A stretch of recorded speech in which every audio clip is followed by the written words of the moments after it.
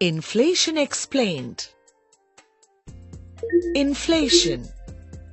Inflation is hurting everyone across age segments, geographies, and social strata. Let us take a look at the term inflation in much more detail. In economics, inflation is a rise in the general level of prices of goods and services in an economy over a period of time.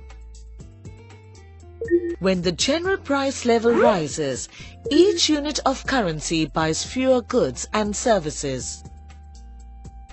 Let us understand the same with actual facts and figures. In the year 2000, basmati rice was costing 15 rupees a kilogram and wheat was costing 7 rupees for the same quantity. Whereas in the year 2012, cost of rice is approximately 40 rupees a kilo, whereas wheat costs 20 rupees for the same quantity. Which means a 100 rupee note could buy more than 6.5 kilos of rice or 14 kilos of wheat in the year 2000. But due to the rise in the price of same, in the year 2012, only 2.5 kilograms of rice or 5 kilos of wheat could be bought. Thus, there are two implications of the same. First, rise in the prices of the goods. And second, each unit of currency buys fewer goods than previously possible. Consequently, inflation also reflects an erosion in the purchasing power of money, a loss of real value in the internal medium of exchange and unit of account in the economy. Inflation's effects on an economy are various and can be simultaneously positive and negative. A quick look at few definitions of inflation. According to Professor Crowther, inflation is a state in which the value of money is falling, that is, prices are rising. But this definition is incomplete by itself, as it emphasizes the symptoms rather than the causes of inflation. According to Professor Camara, inflation is too much currency in relation to the physical volume of business being done. According to the above definitions, the increase in supply of money is the cause of inflation and the rise in the price level is its effect. However, these definitions look upon inflation as purely monetary phenomenon. Now let us see how inflation is calculated in India. India uses Wholesale Price Index or WPI to calculate inflation. Wholesale Price Index measures the average of the changes of goods and services price on the basis of wholesale price.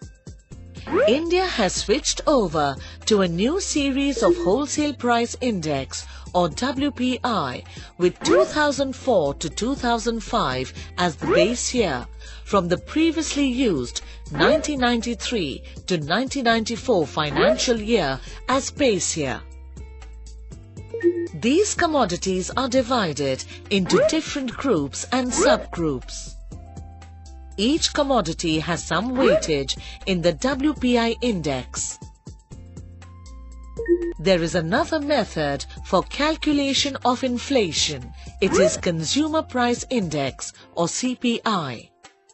Presently, most of the developed countries, including US, UK and Japan, are using CPI method.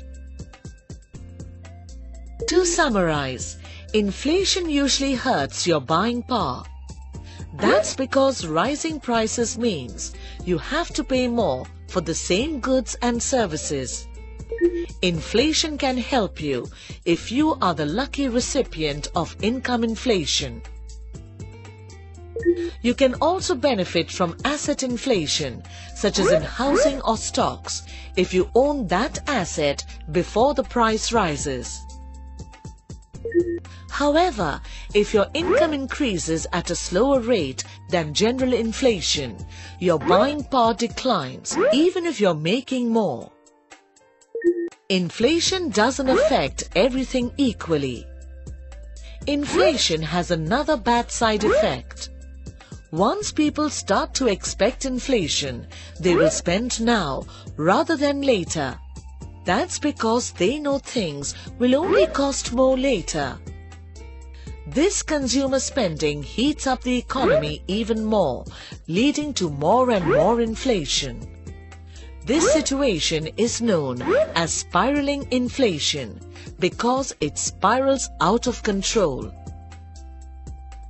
If inflation reaches the double digits, it's known as hyperinflation. If this happens, people will need a wheelbarrow to buy a loaf of bread. Fortunately, it happens very rarely, and only when the government is so irresponsible that it prints money without regard to the inflation rate.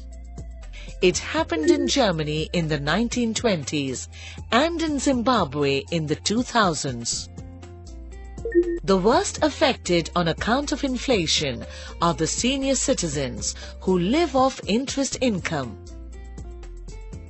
All other strata can fend for themselves either by cutting down consumption in the case of younger working population or by tightening finances in the case of businesses. Senior citizens, however, have no place to go to.